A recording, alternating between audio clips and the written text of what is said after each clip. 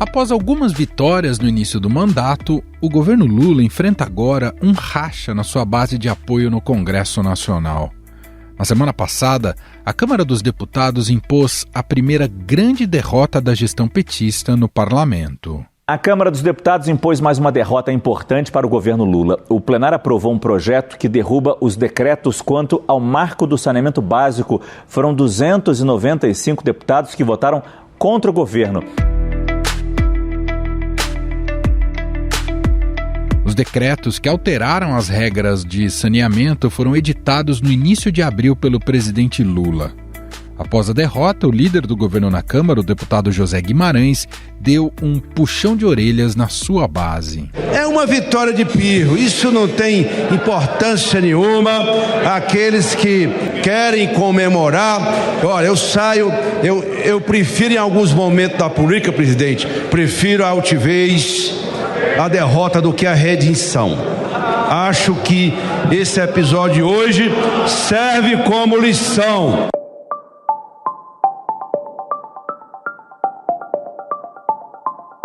Mas esse está longe de ser o único embate que o governo terá que enfrentar no parlamento, inclusive com a sua própria base. Lula tem se encontrado com o presidente da Câmara, Arthur Lira, para alinhar a articulação. Um dos exemplos é o novo arcabouço fiscal.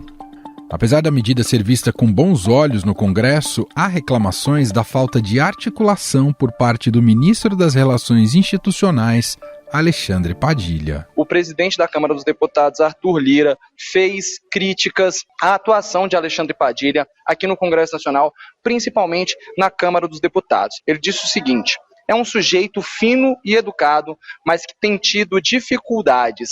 E disse também que a relação entre ele e o Congresso Nacional não é boa. E que, apesar disso, Lira disse que, abre aspas, não vai sacanear o governo.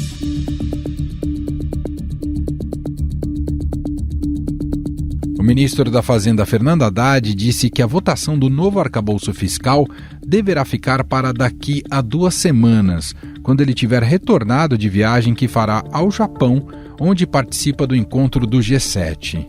Na avaliação de líderes no Congresso, falta alguém com poder decisório e há insatisfação por causa da demora na entrega dos pleitos, como pagamento de emendas e distribuição de cargos regionais. Esse foi um dos motivos que fez com que o presidente da Câmara adiasse a votação do PL das fake news, que pretende implantar um marco de regulação das redes sociais. E ouvindo atentamente o pedido do relator, que para mim já era suficiente, os líderes, na sua maioria, também caminham por uma saída da manutenção do diálogo. E, portanto, de ofício, o projeto não será votado na noite de hoje. O governo foi acusado de ter contaminado o projeto com pedido de inclusão de uma agência reguladora, que foi retirado posteriormente. Mesmo assim, o Planalto não conseguiu reverter a aliança entre Big Techs, como Google e TikTok, bancada evangélica e apoiadores do ex-presidente Jair Bolsonaro. O relator da PL das fake news, o deputado Orlando Silva, classificou o movimento como uma guerra suja, com uma quantidade muito grande de desinformação sobre o tema. Dizendo que eu proponho uma lei que vai proibir um líder religioso de falar um versículo bíblico no púlpito de uma igreja. Isso é um escândalo. O Brasil tem plena liberdade religiosa. Nenhuma lei pode constranger, impedir a Bíblia ou dogmas de outras religiões. Então eu fico, na verdade, triste de ver a manipulação da fé.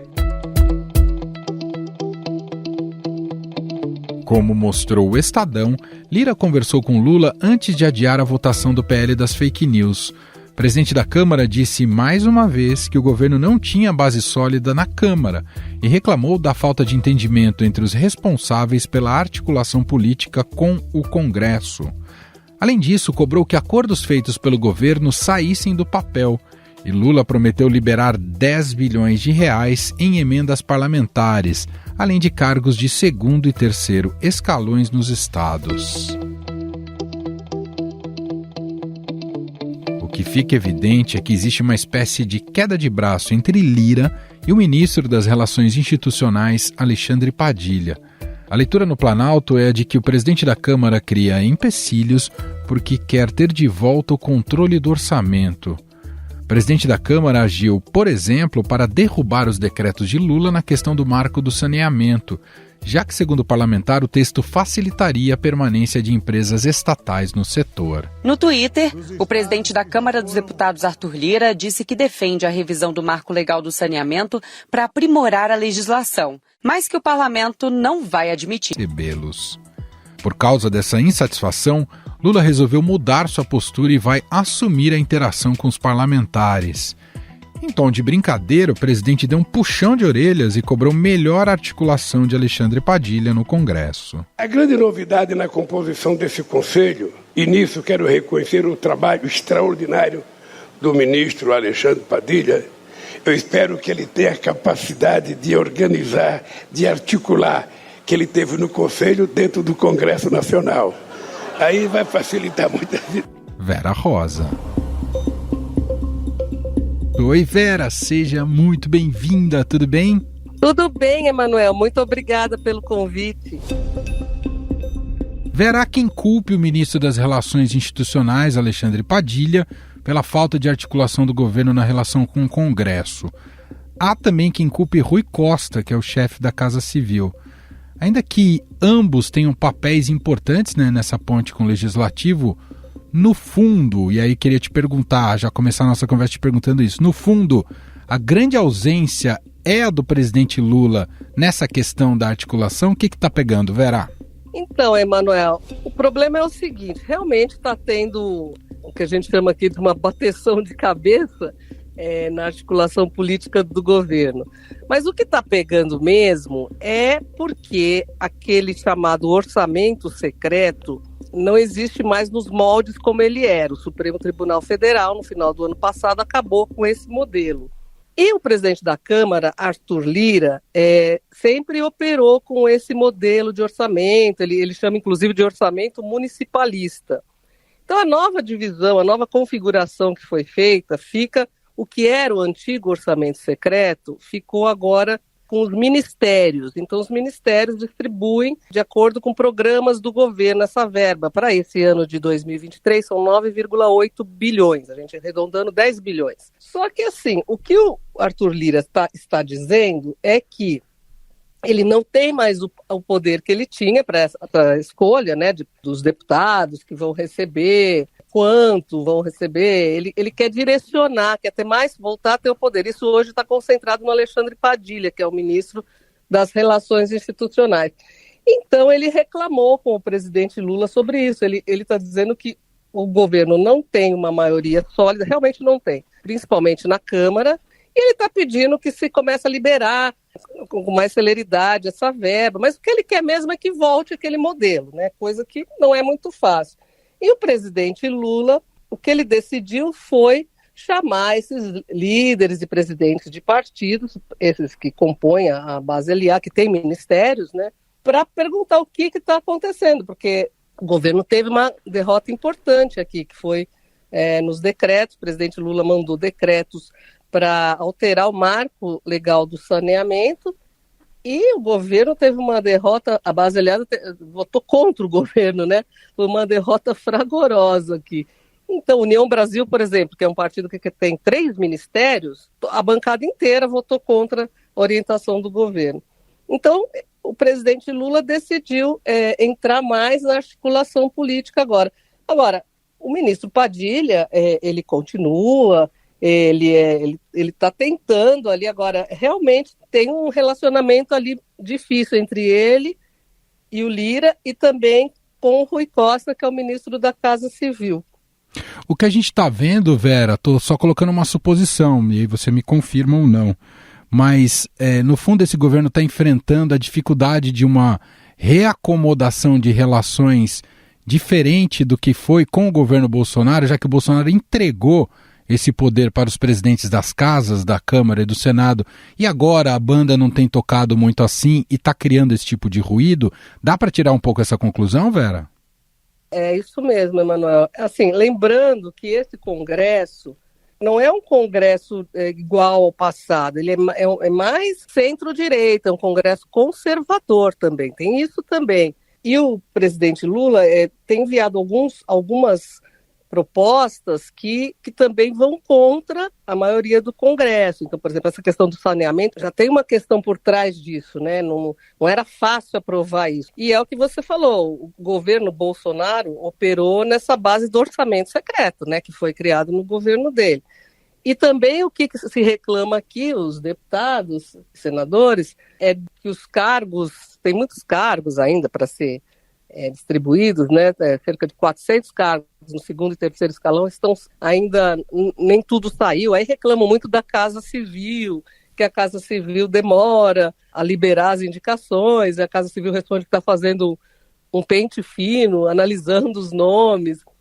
Ou seja, Emanuel, continua, infelizmente, aquela questão do toma lá, dá cá, né? O governo não libera, eles não votam. Então tá assim a situação. Exato.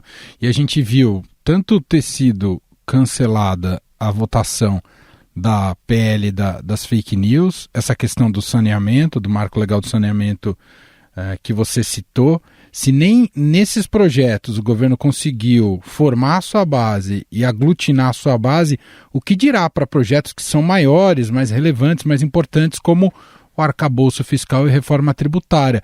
Coloca um grande ponto de interrogação se essas coisas vão conseguir correr ou não, né, Vera? Sim, principalmente a reforma tributária, que é um assunto que vai e volta há anos aqui no Congresso e nunca se conseguiu aprovar. O ministro Fernando Haddad foi ali na abertura do Conselho de Desenvolvimento Econômico, Social e Sustentável, ele falou ali ele falou muito sobre isso, que é preciso aprovar, que o Brasil por que o Brasil está crescendo tão pouco, né? Por causa dessas coisas que não vão para frente. Então ele fala, se não tiver reforma tributária, gente, o Brasil não cresce. O arcabouço fiscal também é necessário. Só que o arcabouço fiscal é uma matéria que também não é muito fácil. A gente até acha que o arcabouço fiscal vai ser aprovado, tá? Mas vai ter mudanças. Mas a bancada do PT, que é o partido do ministro Fernando Haddad, a bancada faz vários senões ali, achando que vai ter que ter muito corte de investimento, sabe, Manuel? Uhum. Então eles acham que se cortar investimento, a recessão vai ser pior ainda, e eles acham que com isso vai ser uma crise política insustentável. Então eles querem mudanças, mas a equipe econômica diz que está disposta a negociar, mas que não tem muito ou mais o que mexer. Isso que você destaca é muito relevante, Vera. Quer dizer, não há só um desafio de poder constituir uma base com esse perfil de Congresso que você destacou há pouco, né, que é um Congresso mais de centro-direita, mas no caso específico do arcabouço fiscal existe também uma oposição da própria esquerda, é como se a própria esquerda, que está no governo, mas está agindo como se fosse oposição, Vera Rosa. A maior oposição ao arcabouço vem da própria esquerda, Emanuel, vem da federação, né, do PT, PCdoB, PV, é a maior oposição, porque eles dizem isso, que eles acham que não tem como ter essa arrecadação que o Haddad diz, né, que para pôr de pé esse arcabouço fiscal ele precisa de uma arrecadação extra, né, de 150 bi, eles acham que não vai ter como ter, que esse número é ilusório, e que vai ter que cortar programas sociais. O que eles temem é que um candidato de direita, extrema-direita, se fortaleça, se o governo Lula degringolar, né? Você já observa, Vera, de alguma maneira, algum intuito ou pressão do governo em mexer com os ministérios, dada a infidelidade de partidos como MDB, PSD, União Brasil e o próprio PSB do Alckmin? Olha, por enquanto não. O presidente Lula não está querendo mexer, o que ele tem dito é que o governo ainda está no início, que é preciso dar tempo ao tempo. Por enquanto não. Quem quer mexer é a cúpula do PT, né? O PT quer que ele mexa. acha que a União Brasil não, já devia ter saído porque não entrega. Agora, se quer ver bem, é como vai ficar a questão das CPIs também, né, Emanuel? Porque agora são 2 CPIs preocupantes. A Comissão Parlamentar Mista de Inquérito dos Atos Golpistas, né, do 8 de janeiro, que essa Câmara, isso é uma investigação conjunta, Câmara e Senado, que foi aberta, mas foi lida, aliás, mas não foi instalada ainda, foi lido o requerimento, e a do MST, que vai investigar as invasões, essa é só na Câmara, a investigação só na Câmara, que também não foi instalada. Aí precisa ver como também vai se comportar a base nessas CPIs, né? Ainda não foram indicados os membros e tal, mas então, assim, a gente até, pelas conversas aqui e ali no governo, é possível que tenha mudanças na equipe, mas não agora. O presidente não está querendo mexer agora, a não ser que haja algum escândalo, alguma coisa muito relevante. O que ele está querendo ao assumir a articulação política é fazer um freio de arrumação, tipo, saber o que vai cobrar fidelidade, saber o que está acontecendo, quer dizer, realmente a articulação está tendo problema mesmo. E essa questão do marco legal do saneamento, é importante esse destaque que você fez, porque há um duplo erro, né? Tem o erro evidente da falta de articulação política, e por isso a gente viu o resultado que se deu ali na Câmara dos Deputados, mas há o erro inicial, que não pode deixar de ser dito, mexer num tema que já estava pacificado, e que os decretos do Lula foram criticados por todos os especialistas, quer dizer, ele mexeu num vespeiro onde não era para se mexer também, não é, Vera? Exatamente, era uma coisa que já tinha sido votada, né? Era uma proposta do senador Tasso Gereissati, né, que não é hoje mais senador, mas já tinha sido votado, inclusive à época Simone Tebet era senadora, também apoiou ali, foi presidente da CCJ do Senado, tanto que a Simone Tebet, hoje ministra do Planejamento, nem foi chamada para essa discussão, porque por ela não teria mudado, né? Então, realmente foi uma questão de querer mexer num vespeiro sem necessidade, né? Lembrando que essa do marco do saneamento que a gente estava falando volta agora para o Senado. Sim. Então, foi derrotado na Câmara, mas o governo está trabalhando no Senado. Vamos ver agora como é que vai ser, né? Perfeito. Só para a gente fechar, Vera, você imagina que o Lula sempre foi uma das virtudes mais identificadas por todos em relação ao Lula, é sua capacidade a sua habilidade política e capacidade de articulação. A gente viu até aqui um Lula muito preocupado com a agenda internacional, em reposicionar o Brasil perante ao mundo, né, e aos outros países. Você imagina que agora deveremos ver um Lula mais preocupado com a política interna e fazendo mais esse dia a dia da articulação, recebendo deputados, senadores, agraciando cada um deles? O Lula vai mais para campo a partir de agora, Vera? Olha, Emanuel, não era a ideia inicial dele não, viu? Como você disse, a ideia inicial dele era descentralizar isso, era deixar isso mesmo com o ministro Padilha, o ministro Rui Costa, com o próprio vice-presidente Geraldo Alckmin, que está ajudando muito nessa questão da reforma tributária, né? O Alckmin tem alguns assuntos que ele entra para ajudar, mas essa questão aí das votações do dia a dia, não, né? Essas votações PL fake news, nada disso. Não era a intenção dele fazer isso, mas a gente acha que vai ter que ter um freio, como se diz aqui, um freio de arrumação, porque tá muita bateção de cabeça ali do Palácio do Planalto, com o Congresso, com o Arthur Lira, e o Arthur Lira tem reclamado muito. E o Arthur Lira, ele tem o mapa dos votos ali, né? Então, e ele controla um bloco grande de deputados, né? Que tem 174 deputados. Então, o que ele está dizendo é isso, que precisa começar, as promessas precisam sair do papel, os acordos, os cargos, Muito bem.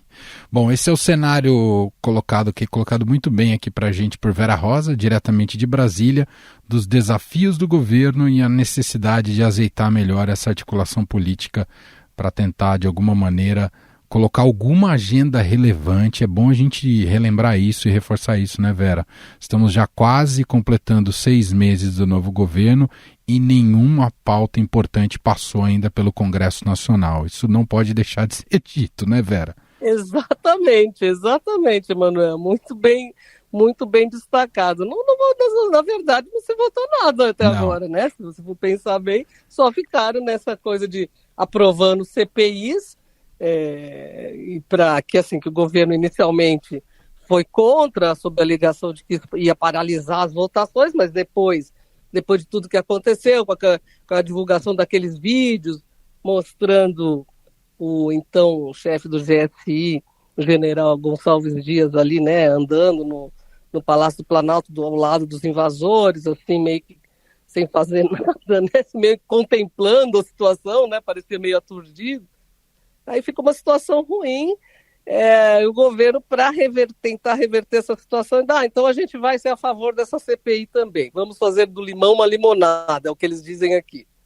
Só que aí agora vieram essas denúncias contra esses auxiliares do ex-presidente Bolsonaro, denúncia de fraude no cartão de vacinação, situação do lado também do ex-presidente Bolsonaro ficou bem complicada, tanto que os advogados dele esperam que o Mauro Cid, né, que é o tenente-coronel Mauro Cid, que era o ex-ajudante de ordens dele, assuma a culpa por ter mandado falsificar o cartão de vacinação para desvinculá-lo dessa fraude, né, que ocorreu. Mas não sei, a gente não sabe o que vai ser, mas a situação também do lado do Bolsonaro não está fácil. Então, assim, não se votou é isso que você falou, ficou aí nessa briga desde que o presidente Lula assumiu, né? Depois teve esses ataques aí, sede do Planalto, Congresso, Supremo. E aí começa essa briga, essa polarização sem fim aqui, né? Uma polarização sem fim, não se vota nada, um lado tocando o outro. Aí vem essa coisa de articulação política não funciona, mas enquanto isso tá tudo parado, né? Muito bem, Vera Rosa, diretamente de Brasília, gentilmente atendendo aqui ao nosso podcast. Obrigado mais uma vez, Vera. Um grande abraço. Obrigada, Emanuel. Um abraço para você e para os nossos ouvintes. Estadão Notícias.